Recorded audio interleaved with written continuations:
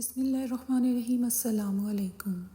میں اس وقت ناروے کے مشہور شہر برگن میں ایک اولڈ ہوم میں مقیم ہوں۔ میرا نام سہیل نذیر ہے۔ میں پاکستان میں اندرون سندھ کا رہنے والا ہوں۔ مجھے اولڈ ہوم میں رہنے کا کوئی دکھ نہیں، کیونکہ یہ میرا مکافات عمل ہے۔ مجھے اس وقت بہت شرمندگی ہوتی ہے جب کوئی عیسائی یا یہودی لاوارث لوگوں کے لیے تحفے تحائف لاتا ہے اور مجھے دیتے ہوئے حیران ہو کر سوال کرتا ہے کہ تم مسلمان ہو کر بھی اولڈ ہوم میں رہتے ہو۔ یقین کریں، بہت سارے عیسائی اور یہودی ایسے ہیں جنہوں نے اسلام سے والدین کی خدمت کرنا سیکھا ہے، اور آج بھی ان کے بوڑھے والدین گھر میں حکمران کی حیثیت رکھتے ہیں۔ میری کہانی کچھ یوں ہے کہ میری والدہ صاحبہ پر بد کردار ہونے کا الزام لگا تھا، گو کہ انہوں نے قرآن پر ہاتھ رکھ کر اس الزام کی تردید کی تھی، مگر جو بات زمانے میں پھیل جائے وہ کہاں سنبھلتی ہے۔ لہٰذا میرے والد صاحب نے مجھے اور میری بہن کو میری ماں سے چھین کر انہیں طلاق دے دی۔ میری بہن جو عمر میں مجھ سے بھلے بڑی تھی، مگر اتنی بڑی نہ تھی کہ ایسے واقعات اور رشتوں کو یاد رکھ پاتی۔ میرے والد صاحب نے میری ماں کو طلاق دینے کے بعد مجھے اور میری بہن کو ساتھ لیا اور کراچی شفٹ ہو گئے۔ وہاں انہوں نے دوسری شادی کر لی۔ میری سوتیلی ماں نے سوائے قتل کے اور کوئی ایسا ستم نہیں تھا جو ہم پر نہ کیا ہو۔ میری سوتیلی ماں ہمیں چمڑے کے بیلٹ سے پیٹتی تھی۔ ہماری چیخ و پکار پوری عمارت میں گونجتی تھی۔ لوگوں کو ہم پر ترس آتا تھا، مگر جب بھی کوئی آدمی فرشتہ رحمت بن کر ہمیں بچانے آتا تو میری ماں اس پر بھی مغالطات بکنا اور بچوں کے ساتھ بیہودہ حرکات کرنے جیسے کبھی الزامات لگانا شروع کر دیتی۔ اس وجہ سے اب لوگ ہمیں سوتیلی ماں کے ظلم سے بچانے بھی نہ آتے تھے۔ لوگ کہتے ہیں بڑی بہن بھی ماں بجا ہوتی ہے۔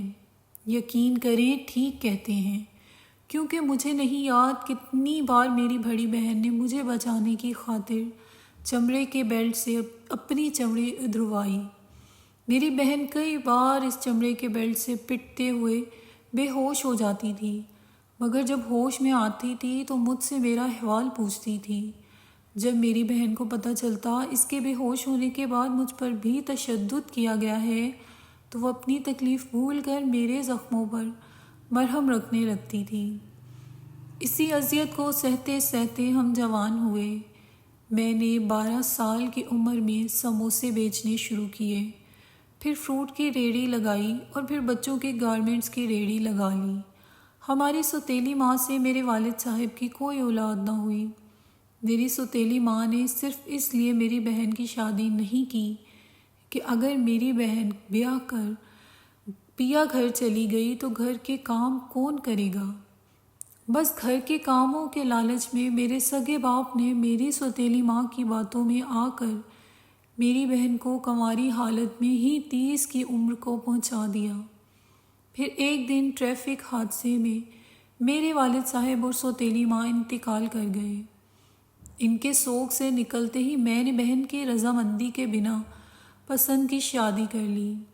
میں نے بچوں کے گارمنٹس ریڑھی پر بیچنا شروع کیے تھے، مگر اللہ تعالیٰ نے برکت دی اور میں نے اپنے کپڑے کی دکان بنا لی۔ پسند کی شادی کرنا میری سب سے بڑی غلطی تھی۔ اس غلطی کا خمیازہ میں آج بھی بھگت رہا ہوں۔ میری بیوی کو میری بہن کا ہمارے ساتھ رہنا پسند نہ تھا۔ شروع میں اس نے دبے لفظوں میں تحفظات کا اظہار کیا، پھر مجھے کھل کر بہن کو کسی فلاحی ادارے میں چھوڑنے کا کہنے لگی، مگر میں نے اس کی بات نہ مانی۔ اسی دوران میری ایک بیٹی پیدا ہوئی اور بیٹی کے بعد 4 سال تک میرے گھر کوئی اولاد نہ ہوئی۔ ڈاکٹرز کی رپورٹ کے مطابق ہم دونوں میاں بیوی بالکل ٹھیک تھے۔ دوسری طرف میری بہن اور بیوی کے درمیان حالات کشیدہ ہوتے گئے۔ بات لڑائی جھگڑے تک پہنچ گئی۔ میں شدید ترین ڈپریشن کا شکار رہنے لگا۔ کاروبار مسلسل خسارے میں جاتا گیا۔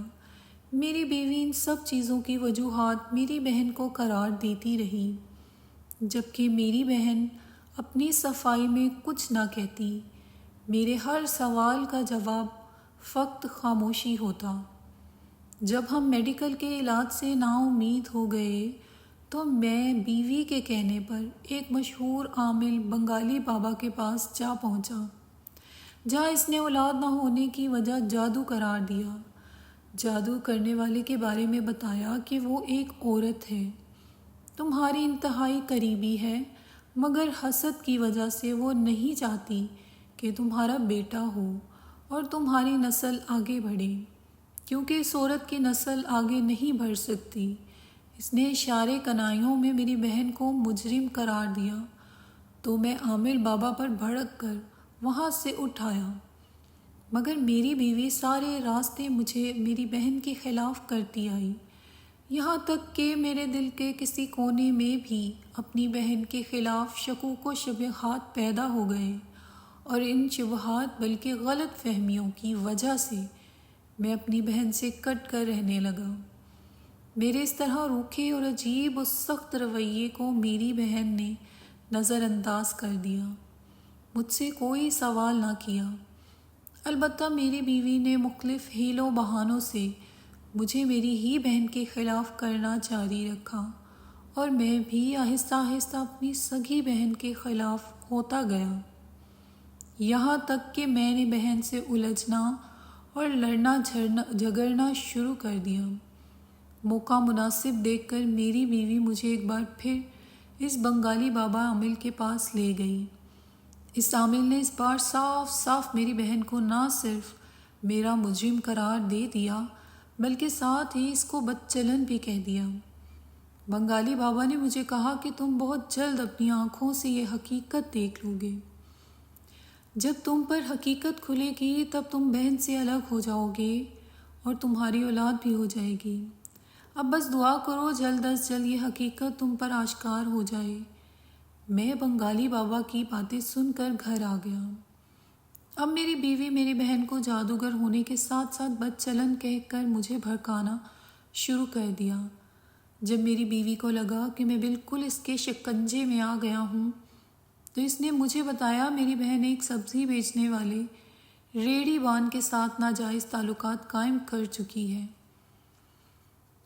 پھر ایک دن میں گھر آیا تو راستے میں اپنی بہن کو ریڑھی بان کے پاس کھڑے دیکھا۔ چونکہ میری بیوی نے بہت حد تک میرے ذہن میں خناس بھر دیا تھا، رہتی کسر بنگالی بابا نے نکال دی تھی، لہٰذا بہن کو سبزی فروش کے ساتھ کھڑے دیکھ کر میری غیرت جاگی۔ میں نے گھر آ کر لوہے کا ایک نسبتاً بھاری ہتھوڑا لیا، اور جو ہی میری بہن گھر کے بیرونی دروازے سے اندر داخل ہوئی میں نے اس کے سر میں ہتھوڑا دے مارا۔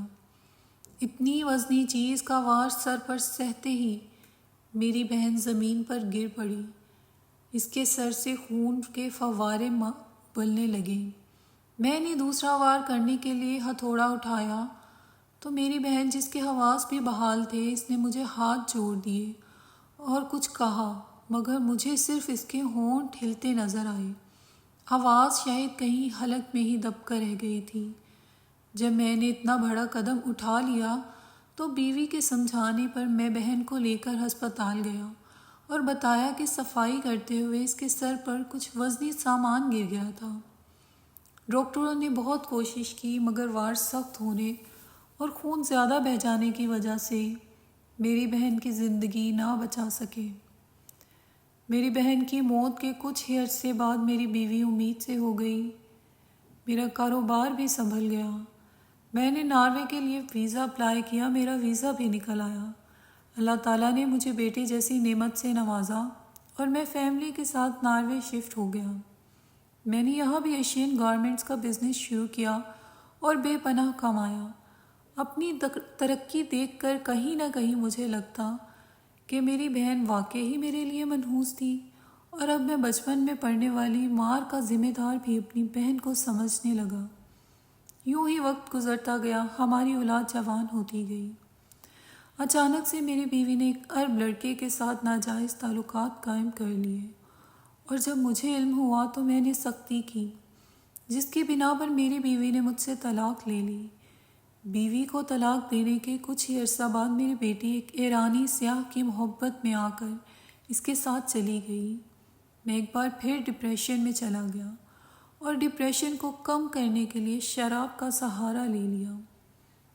ایک دن میں شراب میں دھت ہو کر کسینوں سے نکلا تو ڈرائیونگ کے دوران میرا ایکسیڈنٹ ہوا اور میرے سر میں گہری چوٹ آئی۔ میری ایک سائیڈ بالکل ناکارہ ہو گئی۔ بہت عرصہ تک میری آواز نکلنا بھی بند ہو گئی۔ اب میں کچھ نہ کچھ بول لیتا ہوں، مگر اب بھی میرے منہ سے نکلنے والے الفاظوں کی سمجھ نہیں آتی۔ میں اب رات کو سو نہیں سکتا۔ جب بھی آنکھیں بند کرتا ہوں تو میری آنکھوں کے سامنے زمین پر گری ہوئی میری بہن آ جاتی ہے۔ اس کے سر سے خون کے فوارے کی مانند بہہ رہا ہوتا ہے، ہونٹ ہل رہے ہوتے ہیں۔ یقیناً وہ مجھ سے زندگی کی بھیک مانگ رہی ہوتی ہے، مگر جیسے ہی میں اپنی بہن کو اٹھا کر سینے سے لگانے لگتا ہوں تو میری آنکھوں سے اوجھل ہو جاتی ہے۔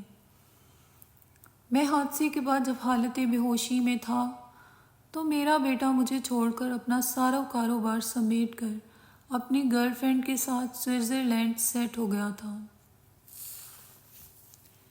اس کے بعد پلٹ کر بھی میری خبر نہیں لی۔ میں آج اس اولڈ ہوم میں پڑا غیر مسلموں کی خیرات پر پل رہا ہوں۔ میں نے قرآن پاک نہیں پڑھا ہوا، مگر میری بہن نے مجھے کلمہ نماز اور کچھ اذکار، آیت الکرسی اور کچھ مسنون دعائیں یاد کروائی تھیں۔ میں وہ پڑھ کر اپنے گناہوں کی معافی مانگتا ہوں اور اپنی بہن کے لیے اللہ تعالیٰ سے بخشش طلب کرتا رہتا ہوں۔ میرے سر میں جس جگہ چوٹ لگی ہے وہاں آج بھی مجھے تکلیف محسوس ہوتی ہے۔ میں سوچتا ہوں میری بہن جو میری خاطر اپنے جسم کو چمڑے کے بیلٹ سے چھلنی کروا لیتی تھی، اس کو کتنی درد ہوئی ہوگی جب میں نے اس کے سر پر اس کی جان لینے کی نیت سے وار کیا ہوگا۔ جب میری بہن نے مرتے وقت مجھ سے زندگی کی بھیک مانگنے کے لیے مجھے ہاتھ جوڑے تھے تو اس کی آنکھوں میں آنسو تھے۔ وہ یقیناً تکلیف یا درد کے نہیں تھے، بلکہ وہ آنسو اس دکھ کے تھے جو میں نے اپنی بہن پر جان لیوا وار کر کے اسے دیا تھا، کیونکہ وہ بھائی جس پر ہونے والے وار کو بہن اپنے جسم پر سہتی تھی، یہاں تک تکلیف سے بے ہوش ہو جاتی تھی۔ آج جب اسی بھائی نے قتل کرنے کی نیت سے وار کیا تھا تو دکھ تو ہوا ہوگا۔ میرا یقین ہے کہ میں جس مکافات عمل سے گزر رہا ہوں، میری سابقہ بیوی یقیناً اس سے بدتر حالات کا سامنا کر رہی ہوگی۔ میری حسرت ہے کہ کسی طرح ایک بار مجھے میری سابقہ بیوی کا حال بھی معلوم ہو جائے، مگر افسوس کہ یہ ممکن نہیں۔ میں شاید یہیں مر جاؤں گا۔ وصیت میں لکھوں گا مجھے اسلامی رسومات کے ساتھ رخصت کیا جائے۔ آگے میرا نصیب کہ مجھے اسلامی طریقے سے تدفین نصیب ہوگی یا مقامی مذہب کے مطابق میری آخری رسومات ہوں گی۔ مجھے کہانی کے آخر میں کسی بزرگ ہستی کا ایک قول یاد آ رہا ہے کہ جس پر احسان کرو اس کے شر سے بچو۔ میری بہن نے مجھ پر بہت احسانات کیے تھے، مگر شاید اس نے قول نہیں پڑھا تھا، اس لیے میرے شر سے بچ نہیں پائی۔